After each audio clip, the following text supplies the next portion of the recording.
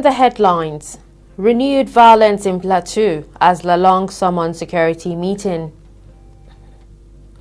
Nigerians speak on arms bearing for self-defense. Concern over mass exodus of medical doctors. And on the foreign scene, flood kills at least 13 people in Venezuela.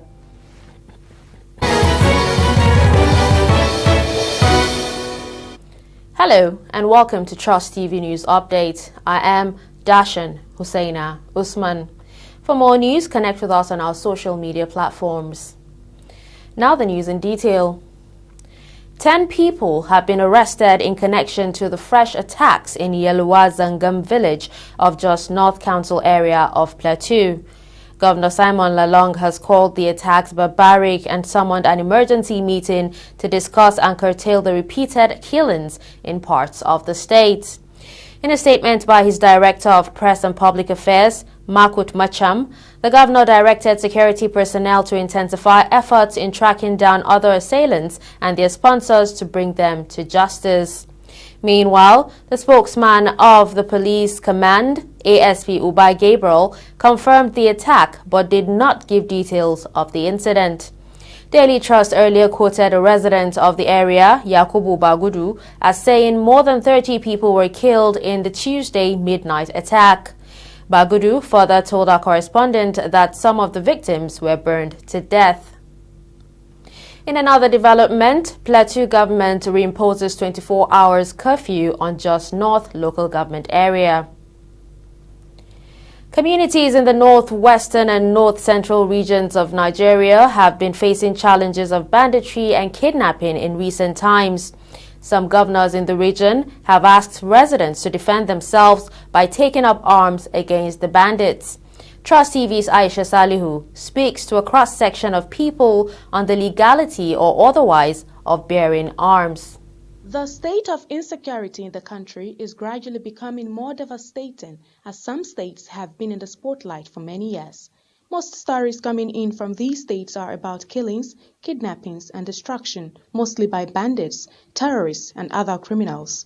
In a form of self-defense, some residents have decided to take up arms to defend themselves from these incessant attacks, while Nigerians express their thoughts on arms bearing for self-defense. The earlier the better. It's either you people defend yourself, arm yourself, or you move out of the area. The army is defending is the armed forces as well. And if an army cannot defend, you can defend yourself. It is allowed, self-defense is allowed anywhere in the world. Security apparatus should be encouraged the more again so that they can beef up the security situation in the country. We don't get security for country because as they kidnap soldier, kidnap police, kidnap big man. What will remain with poor people? With the pass for road, now they go they kill us all one by one. Me, I agree. Make all our children, everybody protect himself for this Nigeria. If the constitution doesn't support a citizen having access to firearms, and then I think it's until the constitution is now supporting it, it's legally not right. Citizens are stockpiling arms to defend themselves. Then what is the essence of government? Meanwhile, Monday Onyekachi Ubani, a legal practitioner, shares perspectives on the legality and implications of arms bearing. The position of the law is that it's the government that's supposed to protect. It is the security agencies that have the right to be in possession of ammunition. You must get gun in this country as a private citizen, and that license, will be given to you by the government. Now, if you don't have license to have the ammunition, that is clearly criminal. Yahuza Getso, a security expert, says unregulated arms bearing by citizens would lead to a state of anarchy. The environmental danger is the fact that the environment will be vulnerable to prone crises and easily people bring out guns. And the social crisis, social implication is the fact that people can use guns in the market and other social places, which is very, very dangerous.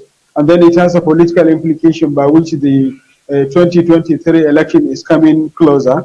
so opponent can use it against the other. With insecurity situation in Nigeria, the question is, will Nigerians keep their faith in the prowess of the armed forces or carry up arms in self-defense? Aisha Salihu, Trust TV News, Abuja. Similarly, incessant cases of bandit attacks and kidnapping and the daring Tuesday's attack on the Nigerian Defence Academy has sent fears to many Nigerians that no one is safe in the country. Reports have it that some villages in Niger, Zamfara, Kaduna, Plateau and Katsina states are employing alternative means of protecting themselves from these attackers. Trust TV samples the opinion of Abuja residents on the matter. Then tell me, how can a nation as big as Nigeria, a military institution, is attacked by bandits? First and foremost, why can't you ask who equips those bandits? Where do they get their guns? You know, the security is in the NDA. You know, the kind of profile people, men and women that are involved in NDA. For you to say it is attacked and most of the officers killed, to tell you what Nigeria is going to pass through, and we've started seeing it. You understand? So if that kind of thing, that kind of place could be attacked and some people killed or shot, what about you or myself that is just ordinary person on the road? If the person who is on top there is being kidnapped, then what of all of us that don't have anybody that will protect us? It means that they can kill us anywhere we are and we are not safe. So there is nothing. The country is nothing again. I get me. The country is nothing. We don't get security for country because as they kidnap soldier, kidnap police, kidnap big man. What do you mean with poor people? With the pass for road, then go they kill us all one by one. Me, I agree. Make all our children, everybody protect himself for this Nigeria. So you cannot tell me bandits will just come and kill people in Zamfara, kill people this place. Just look at what is happening in the southeast. We labeled it unknown gunmen. How can you say unknown gunmen? When the last time gunmen soldier, we laughed. We saw it as well as Christmas. But now we intelligent men are labeling people that are shooting us unknown gunmen. Isn't it funny? Who is the unknown? Who is the gunman? Industrial dispute between Nigerian Association of Resident Doctors and government continue to deny many Nigerians access to healthcare. However, medical doctors are looking elsewhere for better welfare. A Daily Trust investigation reveals that there is a mass exodus of medical personnel out of the country in search of greener pastures, as many of them are trooping to Abuja for an interview with the Saudi Ministry of Health. Nigeria is faced with one of the most acute jobless crises in recent times. Despite the federal and state governments introducing various measures to address youth unemployment, like the 774,000 jobs for youth scheme, social investment programs, skills development programs, direct labor for public works projects, loans for agriculture and various initiatives to spur entrepreneurship, the country is teetering on the precipice of mass exodus of youths. Unemployment is something that is becoming more rapid than it used to be. And of course, it's not something that the government can solve once and for all. There is no employment with the federal government, and the government is not doing well. If the government is doing well, private sector would have been looking for youth, begging them to come and work with them. Depends, like most of them, maybe they might have someone outside that can help them. But for me, if the opportunity is given to me, I'll just stay back, maybe think about business. There are a lot of businesses out there, so someone can invest in it. You can start up from somewhere. And traveling abroad is something that is close to us. So many people travel on a daily basis. What I have to say about that is, why do I need to travel abroad? What am I going there to do? What's the cost of traveling abroad? If the cost of traveling abroad is something that can get me a good life in Nigeria, I will not want to travel abroad. The doctors refuse to grant us an interview for fear of their employers finding out or the government sabotaging their efforts.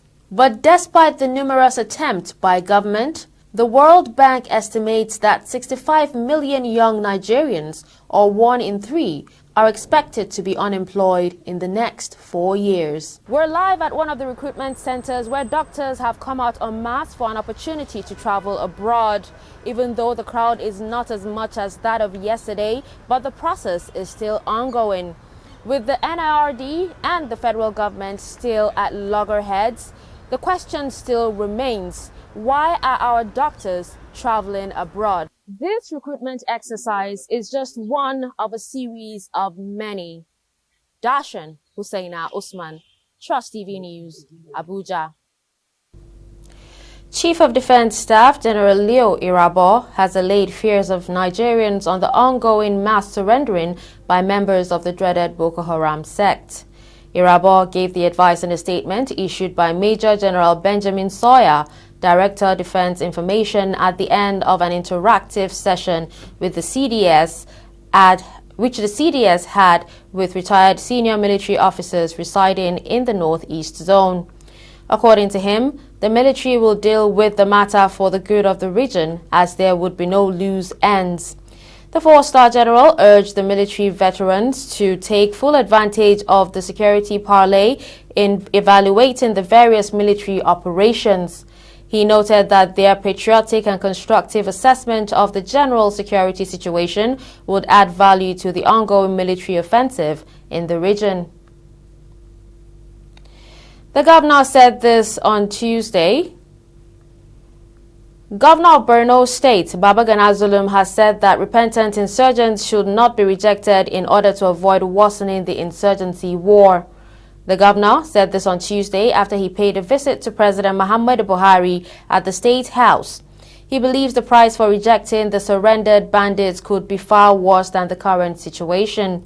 According to him, 2,600 Boko Haram members have so far surrendered, inclusive of their wives and children. Governor Bello Matawalle of Zamfara has appointed Ibrahim Suleiman as his new chief of staff. This is contained in a statement issued in Gusau on Wednesday by the Secretary to the State Government, Alhaji Kabiru Balarabe. Ibrahim Suleiman is a seasoned administrator and a technocrat par excellence. His appointment has taken effect, the SSG said. Police in Nasarawa State have confirmed the abduction of the Secretary of Nasarawa State Independent Electoral Commission, Muhammad Opu, at his residence located at Bekenrigia village along Lafia Shandam Road, Lafia. Police spokesman ASP Ramhang Nansel, in a statement on Wednesday, said the command will go after the abductors with a view to bringing them to justice. The statement says the Commissioner of Police, Adesina Shoyemi, has immediately led a detachment of police personnel comprising of personnel of the anti-kidnapping unit, police mobile force, counter-terrorism units, and other tactical units of the command at the scene. Adesina had also directed Deputy Commissioner of Police in charge of State Criminal Investigating Department to move to the scene and conduct a comprehensive investigation in order to unveil the faces of those responsible for the commission of the despicable act, rescue the victim, and arrest the perpetrators. An Ikeja Magistrate Court in Lagos on Wednesday ordered that a 26-year-old unemployed man, Daniel Christopher, who allegedly attempted to rob a point-of-sales operator, be remanded in correctional center. The police charged Christopher, who resides in Lekki, Lagos State, with attempted robbery. Magistrate O.O. Raji, who did not take Christopher's plea, ordered that he should be remanded in Kirikiri Correctional Center. Raji directed the police to return the case file to the State Director of Public Prosecutions for advice. She adjourned the case until September 20 for DPP's advice.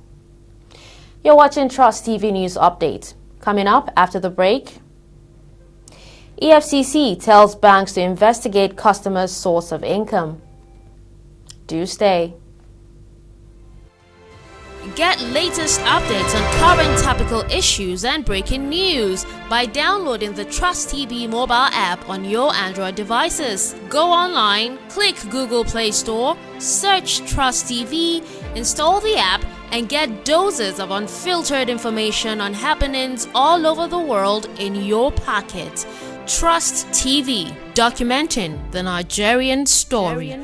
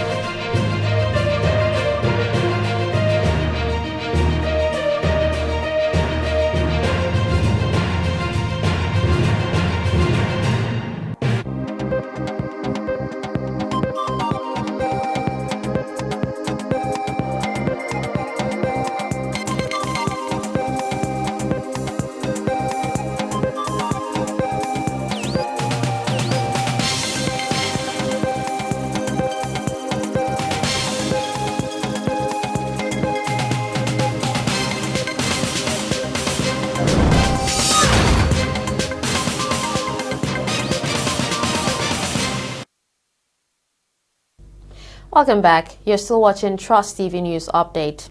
Let's take a look at some of our top stories. You heard that 10 people have been arrested in connection to the fresh attacks in Yeluazangam village of Jos North Council area of Plateau State. And police in Nasarawa State have confirmed the abduction of the Secretary of the Nasarawa State Independent Electoral Commission, Muhammad Opu, at his residence located at Bakinrigia village along Lafia Shandam Road, Lafia.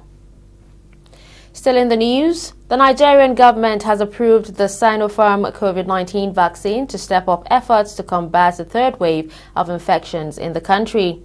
Executive Director, National Primary Healthcare Development Agency, Dr. Faisal Shaib, disclosed this on Tuesday in Abuja. Deputy National Chairman South, Eldayemi Akinwumi, and Deputy National Chairman North, Senator Suleiman Nazif, are laying claim to the position of National Chairman of the People's Democratic Party. This followed an order of Rivers State High Court directing Uche Secondus, chairman of the party, to stop parading himself as such, pending determination of the suit before it. Akinwumi, via a statement, announced that with Secondus' suspension, he has the powers to preside over meetings of the party in acting capacity.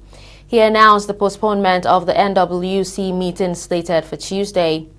In the same vein, Nazif told newsmen at the end of their meeting at the party's National Secretariat in Abuja that the National Executive Council meeting would hold on Friday. Nazif said the Deputy Chairman South is incapacitated and has not been attending National Working Committee meetings of the party. Economic and Financial Crimes Commission has asked banks to investigate the source of income of their customers. The chairman of the commission, Abdurrashid Bawa, said this on Tuesday when members of the Association of Chief Audit Executives of Banks in Nigeria paid him a courtesy visit in Abuja. Bawa said some customers will receive a huge sum of money within 2 months of opening an account.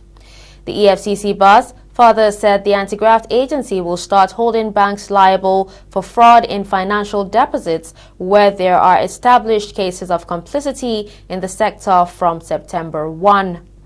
Uduak Udo, vice chairman of the association, said some customers are conniving with bank staff to loot funds while seeking support from the commission. Recall that in March, the anti-corruption agency asked bank employees to declare their assets as part of efforts to check their role in keeping funds acquired illegitimately. In business, Revenue Mobilisation Allocation and Fiscal Commission has announced plans to commence the process for a new revenue sharing formula for the federal, state and local governments. RMAFC Chairman Elias Mba made the announcement on Tuesday at a press briefing in Abuja. Under the new regime, according to Mba, revenue for the federal, state and local governments as proposed by the Commission is pegged at 52.6%, 26.7% and 20.6% respectively. He believes the new sharing formula will help address issues of poor infrastructure, ecological challenges, and the series of agitations for a review. The new revenue sharing formula is expected to be implemented by the end of 2021, 28 years after the Commission conducted a review. Town Planners Registration Council of Nigeria inducted 64 newly registered town planners at its 34th induction ceremony. Speaking at the investiture ceremony in Abuja, the president of TOPREC, Ishaku Kura, urged the inductees to uphold the highest professional standard, while tasking them to allow Code of Professional Conduct and Practice regulating them. Kura pointed out that the investiture into TOPREC marked a new beginning of their professional lives. Thus, becoming a professional town planner, you are often confronted with a series of urban challenges plaguing the environment. Also, note that your induction is tailored to not only to enable you to understand the do's and the don'ts of the profession and their expectation of the job, but to the building your confidence to contribute more effectively whenever you find yourself. While felicitating with you, it is necessary to state that the Nigerian Institute of Town Planners will be looking up onto you as the future of this profession to demonstrate high level of competence and integrity in your newly acquired professional life and status. We are hoping to hear good news of your exploits, your bold moves to uphold the ethics of the profession, as well as your respect for professionals and professionalism. Do not see attaining the status of the registered planner as an end. Rather, it is the beginning. You have just begun. Begin a lifetime of proactive learning. Proactive, that means you don't wait to be told to go and learn. Let us have an attitude of being a perpetual learner. Not only proactive learning, but proactive adapting. Proactive adapting to changes. And proactive improvisation to keep in step with the changing practice environment. He has sent his congratulatory message to those of us being inducted here today. And he has also charged us to be of high standard in whatever we find ourselves, be it in private practice or in the public sector. He also sent words to TOPREC that he has been enjoying the collaboration between the TOPREC and the ministry, and that this partnership during his reign will be sustained and even beyond. It's a very big privilege to be here. Not just to be here, to have gone through the whole processes of the exams, both the written, the oral, and whole what not have. Even in this present economy, we're able to make our payments, and here we are today, being issued our seals and certificates. We're very, very happy. Having listened to all the advices, all the prayers, all the lectures by our fathers, we all say thank you very much. On the foreign scene, at least 13 people are reportedly killed in flooding after heavy rain in Merida State in western Venezuela. Governor Ramon Guevara said this in a video published on Twitter. Also, President Nicolas Maduro said 35,646 people in 85 municipalities were affected by the flooding.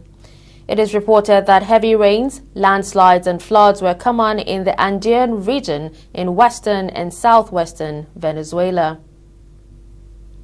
Still on foreign stories, World Bank has frozen payments for its projects in Afghanistan in the wake of the Taliban takeover. A World Bank spokesperson said in Washington that they have paused disbursement of operations in Afghanistan and are closely monitoring and assessing the situation in line with the internal policies and procedures of the organization. The spokesperson also said they will continue to consult closely with the international community and development partners.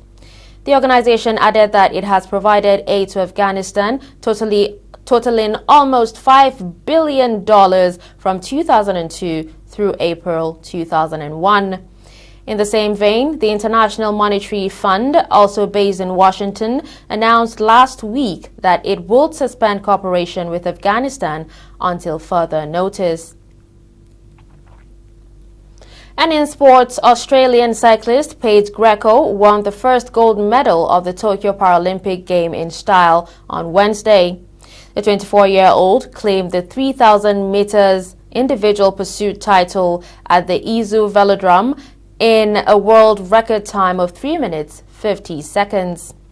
Wang Zhomei of China won silver, and Germany's Dennis Schindler took bronze as Greco stole the show.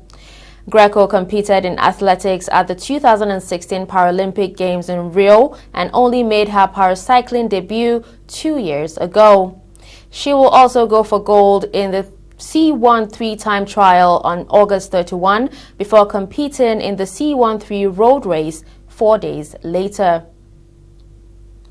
Finally, Arsene Wenger dropped by Liverpool's training ground to present Jurgen Klopp's Alisson, Virgil van Dijk, Trent Alexander-Arnold and Thiago their trophies from the Best FIFA Men's Awards from 2020 on Tuesday. The former Arsenal boss, who now serves as FIFA Chief of Global Football Development, watched Liverpool's training session alongside Klopp ahead of their huge game with Chelsea at the weekend after handing out the awards. Liverpool boss Klopp was named the best FIFA men's coach for a second year in a row after beating off competition from Marcelo Bielsa and the then Bayern Munich manager Hansi Flick. And that wraps up Trust TV News Update. Don't forget to follow us across our social media platforms. I am Dashan Husseina Usman. Thanks for watching.